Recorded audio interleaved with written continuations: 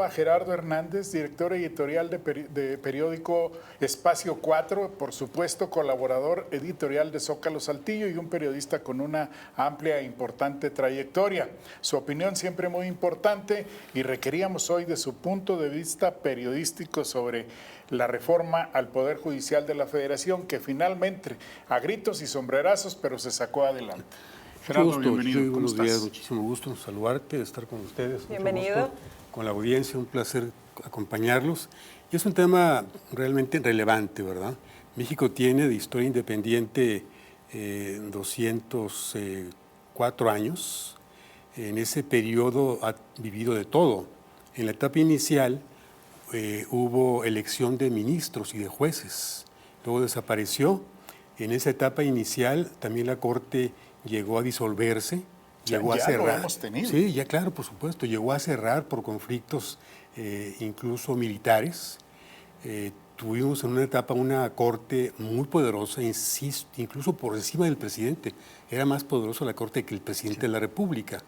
Tuvimos un ministro de la corte presidente que luego fue presidente de la República, Benito Juárez, el gran reformador de este país, ¿verdad?, que seculariza los bienes de la Iglesia y afecta a muchísimos intereses, buscando justamente un país con equilibrios políticos y sociales. En 1994, Zedillo emite una iniciativa el día 4 de diciembre del 94 y se aprueba el día 28-29, apenas en un mes. Si hoy se habla de una reforma sobre las rodillas o fast track, pues la de Zedillo fue mucho más breve. Porque 25 días. En 25 días, o sea, y ahí ¿qué decidía Zedillo? Extingue la Corte, cierra prácticamente la Corte, habían 26 ministros vitalicios, reduce la Corte a 11 ministros nuevos, los 26 habían sido puestos por Salinas de Gortari y por Miguel de la Madrid, reduce también el periodo de los ministros de vitalicios a 15 años. Fue en respuesta, dijo Zedillo en su toma de posesión, a un reclamo nacional de justicia contra la impunidad, contra la corrupción. En ese momento no tenía el PRI mayoría calificada ni en el Senado ni en la Cámara de Diputados. El PAN le da los votos a Zedillo para que esta reforma transite sin ninguna dificultad y ya en enero teníamos una Corte nueva. Eso se calificó como un golpe de Estado del presidente a la Corte. Es decir, la Corte está sujeta también a los vaivenes políticos y también a transformaciones, a reformas, porque vivimos en un país con una gran impunidad. Pero en estas fechas de lo que usted nos está narrando ahorita, no recuerdo yo alguna respuesta de otros países, como el caso de Estados Unidos, como la estamos viendo ahora. ¿Cuál es la diferencia? Sí, la diferencia está en que los poderes fácticos tienen una gran influencia en la toma de decisiones. Cuando hay presidentes débiles, cobran poder los grupos de interés. Presionan al presidente de la República, le imponen agendas y el presidente cede. Eso empezó particularmente con Salinas de Gortari, una elección fraudulenta, y él reforma prácticamente 3/4 partes de la Constitución. Desaparece el ejido, reanuda las relaciones con la Iglesia Católica, que modifique el artículo 82 constitucional para que hijos de padre o madre extranjeros pudieran ser presidentes de la República, y eso le permite a Fox, 12 años después, ganar la presidencia de la República. Tuvimos otro presidente débil, llegó también Zedillo, porque no tenía mayoría calificada en el primer legislatura. Así es, toda la violencia política. Luego Fox llega con una gran legitimidad, pero se desentiende del gobierno, un presidente muy frívolo, que se descuida, cae en manos del PRI, porque tampoco tenía mayoría. Calderón llega en una elección sumamente cuestionada, fraudulenta, tiene que ceder poder a los grupos de interés. Peña Nieto llega a una elección habiendo gastado 4.500 millones de pesos, cuando el tope constitucional eran de 350. Es decir, gastó más de 4.000. Sí, gastó más de 4.000 millones de pesos. Recordemos las tarjetas Monex, Soriana, otras que se entregaron para comprar votos. Entonces, este presidente López Obrador llega con una gran fuerza producto de un hastío social hacia el PRI y hacia el PAN. La alternancia de 2000 de PRI-PAN no generó ningún cambio, ninguna transformación para el país, siguieron las mismas políticas neoliberales implantadas por Salinas de Gortari. Ahora se discute esta reforma constitucional, la intromisión de Estados Unidos. Si hacemos un análisis somero de 100 personas en prisión, veremos que 99 o las 100 son pobres. Uno podría concluir entonces que la gente pobre es delincuente, toda, pero no es así. Lo que ocurre es que en México la justicia se compra. Se compran jueces, se compran ministerios públicos, se compran magistrados. Quien tiene dinero compra la ley. Según la Constitución somos igual ante las leyes, pero en la práctica no es así. Oye, ¿cómo este nuevo sistema nos garantiza a nosotros, los ciudadanos de a pie, que vamos a tener un sistema de justicia que pues sí se va a dar, ¿no? Como lo estamos esperando. Esa es por lo menos la aspiración. Actualmente los ministros también se eligen en el Senado, con 2/3 partes de los senadores presentes, a propuesta del presidente de la República. Lo que va a seguir pasando. La Corte tiene actualmente 11 ministros. De esos ministros, 4 fueron nombrados por Felipe Calderón y 2 por Peña Nieto, incluida Norma Piña, la actual presidenta. Y 4, los 5 restantes, 6 y 5, 11, López Obrador. Ahora, la propuesta es que sea un voto directo, popular, el que designe a ministros, jueces. De una lista. Que van a entrar, por supuesto, no va a entrar un futbolista o un comediante para registrarse para ser ministro. Tendrán que cubrir ciertos requisitos, cierto perfil. Y ese es un paso más hacia la democracia participativa. Pero esos detalles son los que han faltado de informarle a la población de que sí va a haber candados, de que no va a ser de que yo, Juan Pérez, quiero ser juez, tengo que tener una trayectoria. Claro, y los partidos no van a proponer candidatos para jueces. Hay mucha desinformación porque es un tema que para la general del público, de la gente, es poco conocido. A la Corte se le prestó históricamente muy poca atención, pero en la Corte hay también cotos de poder, hay nepotismo, hay corrupción. Por ejemplo, en el gobierno de Peña Nieto se libera a Caro Quintero, quien asesinó a la gente de la DEA, Enrique Camarena. Esto generó una reacción muy fuerte de Estados Unidos, tanto así que se detiene nuevamente a Caro Quintero. Entonces, insisto, es un sistema judicial con muchos vicios, con una gran... Que sí era necesaria. Sí, era necesaria. Lo importante es que realmente los candados se respeten, se apliquen y que el efecto de esta reforma tenga beneficios, como bien mencionas, para la mayoría de la gente. No que esté al mejor postor la justicia, y que los jueces. Que deje de ser una simulación. Así es. Eso lo tendremos que ver. Y finalmente el voto, que es el que construye mayorías, podrá castigar al gobierno ya de López Obrador, no, porque ya él termina este día 30 de septiembre, pero sí al de Claudia Sheinbaum.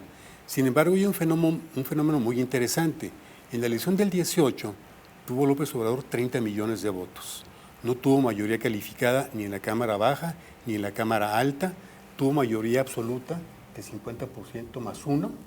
Hoy, en la elección del 24, la votación de Morena no únicamente se conserva ni cae, crece a 36 millones de Subió votos. 6 millones de Así votos es. más. Ahora, el debate está en que si tiene más diputados Morena y sus aliados, o tienen de menos los demás partidos, o de más Morena en el Senado. Las mayorías, insisto, se construyen con votos. En la elección del 2 de junio pasado, el PAN, el PRI no ganó ninguna senaduría de mayoría. Ninguna senaduría de mayoría. El Morena ganó 30, excepto en Aguascalientes y en Querétaro, que son panistas por antonomasia. Entonces, el voto se refleja en la composición de los órganos legislativos. Claro. De acuerdo al voto, se asignan por voto popular las diputaciones, las senadurías de mayoría relativa. Y de acuerdo a esa votación, se distribuyen por partido, no por coalición, las diputaciones y senadurías de representación proporcional. O sea, no se pueden conseguir con discursos, con plantones, con toma de escenarios legislativos, más posiciones de las que el voto popular no concedió. Entonces la oposición, en lugar de manifestarse como lo hizo ayer, debió de preocuparse por ganar votos en la elección, porque esto es la primera consecuencia Por supuesto. de los resultados que tuvieron el 2 de junio. Es lógico, los partidos que ganan mayoría usan su mayoría para empujar agendas políticas. Cuando una gente vota, tú, yo votamos, no es únicamente por un emblema partidista, por un candidato o por una simpatía. Votamos por un programa de gobierno. Por esa agenda que llevan en particular. Es una agenda. Entonces los partidos están obligados a desarrollar esa agenda y ese programa de acción gubernamental. Claudia Sheinbaum, en sus 100 puntos de propuesta para presidenta, incluye la reforma electoral, la reforma judicial. Ahora, ¿quién está como operador, diseñador de esta reforma?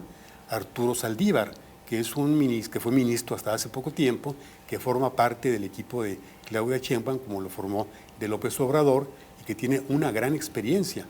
En Estados Unidos, y lo veíamos en el debate de anoche entre Donald Trump y Kamala Harris, ella le recrimina a Trump que la Corte de Justicia de Estados Unidos, formada por 9 ministros, atiende consignas de Trump, porque Trump nombró a 4 o 5 de los ministros. Tiene mayoría. Tiene mayoría, sin ser presidente. Entonces también se ha propuesto en Estados Unidos una reforma judicial que rompa con estos vicios, porque, insisto, los ministros no tienen una identidad, una formación alejada a ideologías. Un presidente republicano en Estados Unidos propone a un ministro conservador, y aquí ocurre lo mismo. Si revisamos los perfiles de los ministros en funciones, de los 11, 6 tienen filiación, no filiación política, pero sí identidad ideológica con el PAN y con el PRI, y 5 los tienen con López Obrador.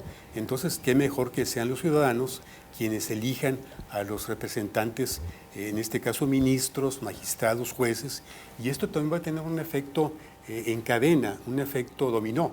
También va a ocurrir en los estados. Ah, claro. En los estados, el gobernador es el jefe nato del Poder Legislativo y del Poder Judicial.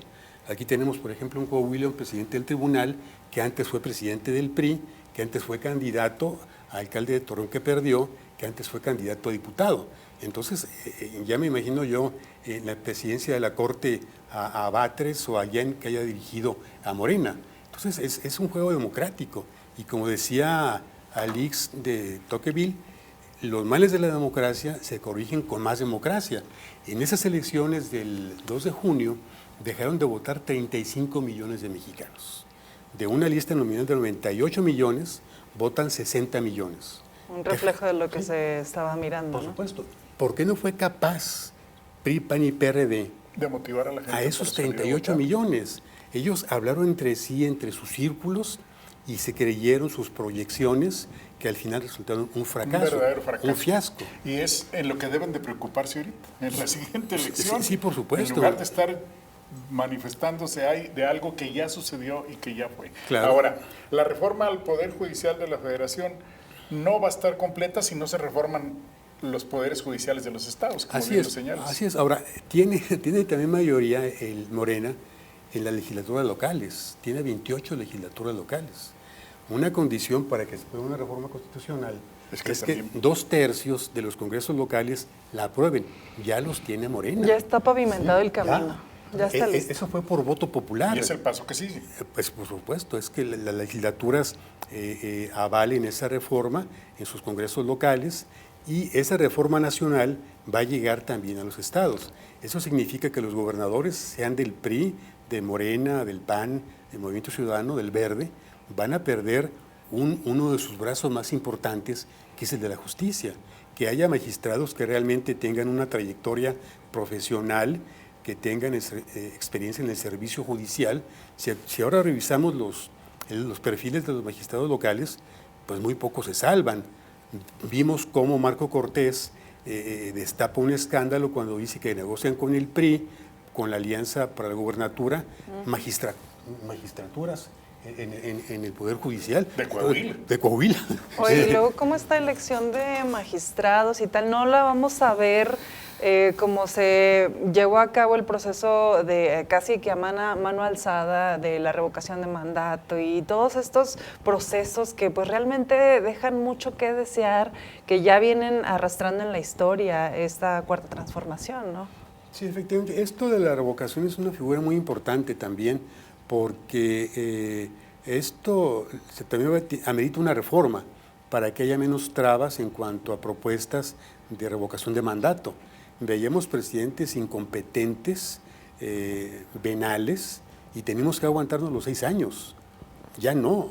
Hoy se puede organizar la sociedad civil, los partidos incluso, para pedir que a ese presidente, Claudia Sheinbaum, por ejemplo, si no funciona el segundo año, hay una consulta para revocarle o no el mandato. ¿Pero qué clase de consulta? Es decir, donde pues vimos una serie de salvajadas en el proceso que realmente le restaron toda seriedad, ¿no? Sí, efectivamente. En este caso amerita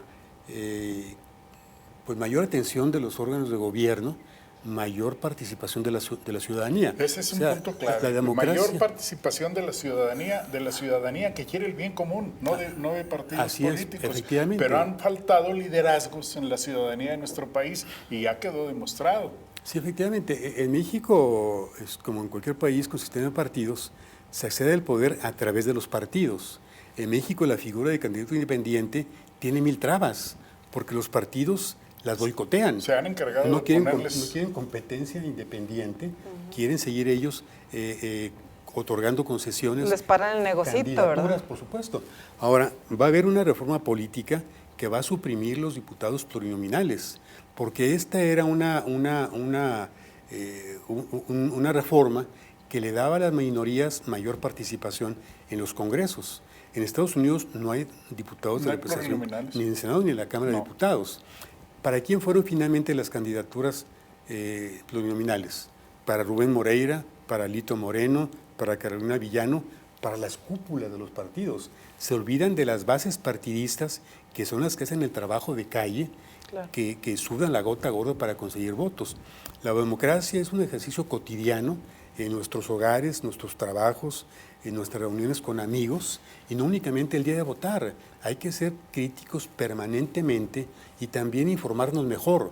Me decía un amigo ayer que su mamá estaba muy asustada porque iban a confiscar todas las cuentas bancarias, que iban a quitar la propiedad privada. O sea, la misma cantaleta. Hay un discurso apocalíptico, catastrofista de la oposición la sí, que dicen, bueno, si se hace esta reforma, el país se va a hundir, se van a ir los capitales, va a haber más pobreza, más desempleo, el país va a entrar en crisis. No ha ocurrido. Cuando se presenta López Obrador como un peligro para México, la intención era intimidar a los mexicanos. Dijeron, bueno, va a llegar y va a ser otro Hugo Chávez, otro Maduro. Vemos que transitó bien este presidente. Múltiples errores, fracasaron programas, la inseguridad se mantiene en niveles preocupantes, la salud no tiene los niveles que prometió el presidente de la República. Sin embargo, ha habido avances en términos de política social, sacando de la pobreza a casi 9 millones de mexicanos hasta el año 2022. El salario mínimo tuvo una mejoría real. Anteriormente, el pretexto para no subir los sueldos era que impactaría la inflación. Por eso al trabajador, si aumentaba la inflación el año anterior 3%, se le da un aumento del 3%, que era ridículo, que era una burla, y que se extinguía ese aumento, el mismo día del aumento se extinguía. Porque aunque en nuestra región el salario mínimo casi no se toma en cuenta, hay otras regiones de México donde pues es la base del ingreso de las familias. Y ya ha habido un incremento en el ingreso real del 120%, según el Coneval. Y una inflación también. Sí, también muy alta. También alta. Y se pagaron deudas históricas, sobre todo con jubilados y pensionados, que recibían pensiones ridículas. Sí, anteriormente dicen, es que los programas sociales provocaron los votos. Bueno, cada gobierno diseña su estrategia. También tuvieron programas sociales el PAN y el PRI. Lo que ocurre es que eran clientelares. Esta reforma constitucional le da permanencia a estos programas sociales. La derecha pidió en las elecciones de este año, del 2 de junio, que se suprimieran. Fox se cansó de insultar a los jóvenes, a los ancianos, a las madres solteras que recibían pensiones del gobierno federal. Les colgó epítetos insultantes, ofensivos. Pónganse a trabajar. Sí, y la complementó. El presidente tenía una pensión muy jugosa, tenía personal a su disposición. ¿Y todo eso se eliminó? Se eliminó. Gerardo, vamos a ir a un corte. Estamos conversando con Gerardo Hernández, editorialista de periódico Zócalo, director de periódico Espacio 4 y un periodista con una amplia trayectoria y con un muy particular punto de vista siempre para los temas políticos. Vamos a ir a un corte, regresamos. También vamos a darle lectura a todos los mensajes que nos ha estado haciendo la ciudadanía, los televidentes, en torno a si será benéfica esta reforma o no para nuestro país. En un momento estamos de vuelta.